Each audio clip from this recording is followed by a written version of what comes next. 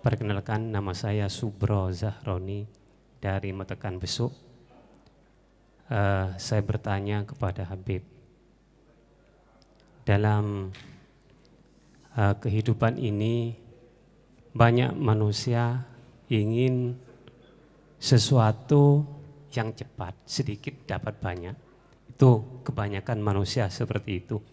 Lah, kita di akhir-akhir puasa 10 terakhir ini ada sesuatu yang paling afdol, yaitu 1000 bulan. Sehingga amalan apa yang paling utama, yang paling afdol yang harus kita lakukan untuk menjemput Lailatul Qadar, di mana kita ingin Lailatul Qadar itu tidak terlalu kita, saya sendiri Pak Habib, ketika melakukan perbuatan baik atau amalan yang utama itu kita lakukan di situ Lailatul Qadar turun. Karena kenapa saya berpikir seperti itu? Saya berpikir bahwa Lailatul Qadar itu datang pada malam hari. Sedangkan malam hari itu kita tahu peredaran matahari dunia ini tidak sama. Contoh antara Indonesia dengan Amerika itu selisih 1,5 hari. Di Indonesia umpama jam 12 malam, maka Amerika 12 siang. Lah, di situ Lailatul Qadar perkiraan itu di jam berapa?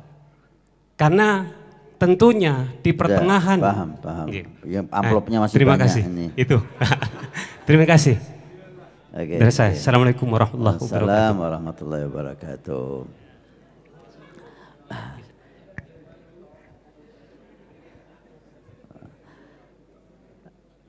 Rasul Shallallahu Alaihi Wasallam pernah ditanya oleh Sayyidatuna Aisyah, ya Rasulullah, in alimtu aw adraktu lailatul qadri mada aqul.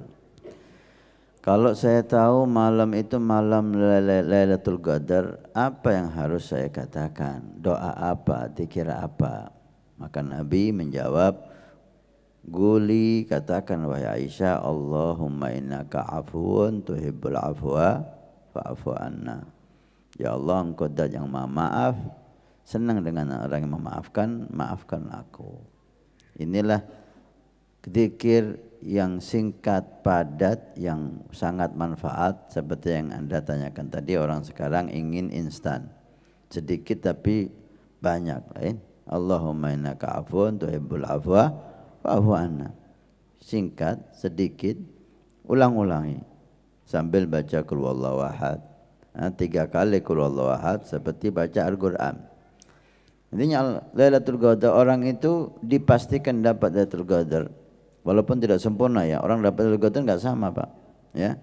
Orang dapat Lailatul Qadar enggak sama. Ada yang hebat, ada yang sedang, ada yang lebih kecil lagi. Derajat Lailatul Qadar juga enggak sama karena ibadahnya enggak sama. Ada yang ibadah semalam suntuk sama dengan hanya yang sholat Isya berjamaah, kan enggak bisa. Minimal Anda kalau melakukan ini, Anda dipastikan dapat bagian dari Lailatul Qadar. Sholat maghrib berjamaah setiap malam Ramadan, terutama malam-malam terakhir, sholat Isya berjamaah, sholat subuh berjamaah. Udah, 3 ini Anda jaga, Anda dapat Lailatul Qadar. Walaupun tidak sempurna. Jika bisa ba'diyah qobliyah, jika bisa tarawih witir, jika bisa tadarus, wah ini lebih istimewa lagi. Minimal Anda udah dapat itu. Paham ya? Tentang perbedaan waktu, Anda tidak dituntut untuk itu. Anda di mana, ibadah di tempat Anda. Jangan kita mikir kalau Lailatul Qadar di Indonesia ini malam, ya apa Amerika? Loh, siapa yang nyuruh kita mikir orang Amerika itu? Orang Amerika ya malam di sana, malam Lailatul Qadar, gitu loh. Kita nggak usah bikin pusing diri kita sendiri. Ada di sini siang, di sana malam. Di sini malam, di negara siang. Ya apa Lailatul Qadar ya? Ini membuat bingung sendiri yang tidak perlu kita bingung. Lailatul Qadar kalau turunnya di Mekah, terus ya apa beda 4 jam di sini? Akhirnya bikin pusing sendiri, akhirnya nggak terawih, nggak tadarus, ngeluh dewe, golek panadol. Ini nggak perlu bahas hal semacam itu. Udah kita di mana itu malam di situ nikmati. Gimana Allah membagi Lailatul Qadar itu bukan urusan kita. Dan itu tidak usah kita memaksa diri untuk memahami. Kita nggak disuruh paham. Ada apa kita melakukan hal yang tidak disuruh? Kita lakukan yang kita disuruh. Kita disuruh apa?